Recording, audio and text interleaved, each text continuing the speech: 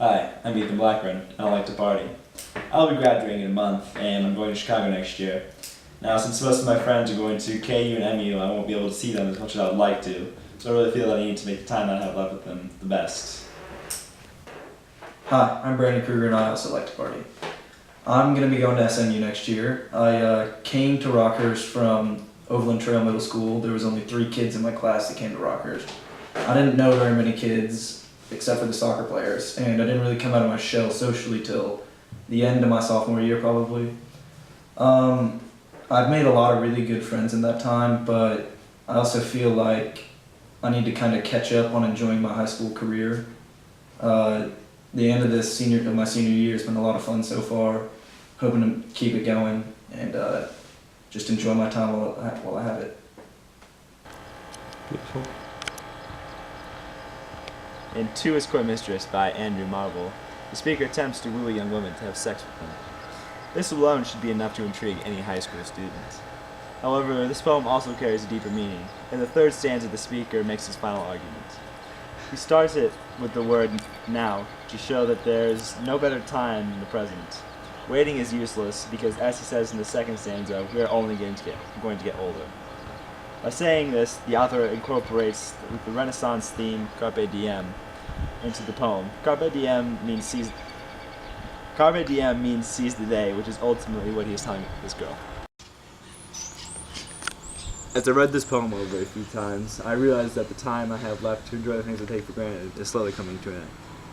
I really don't talk to my parents as much as I should, so I intend to build up our relationship as much as possible before I leave.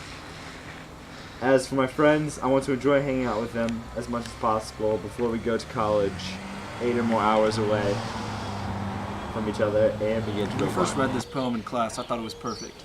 In fact, I read this poem to a girl on Valentine's Day, and I'm not going to say it didn't work. When assigned this project, I knew that I wanted to do this poem. However, it took reading over it a few times for me to truly understand the meaning and how it relates to me. As I venture off into Dallas next year, where I'm sure life will never be the same, I'm leaving a lot of my best friends behind, as well as my family. I'm hoping that I can take advantage of the time that I have left so that I can leave on a good note and really enjoy coming back here. To His Coy Mistress by Andrew Marvel. Had we but whirled enough in time, this coyness lady were no crime. We would sit down and think which way to walk and pass our long love's day. Thou by the Indian Ganges side shouldst rubies find, I by the side. Of Humber wood complain I would, love you 10 years before the flood. And you should if you please refuse till the conversion of the Jews. My vegetable love should grow, vaster than empires and yet more slow.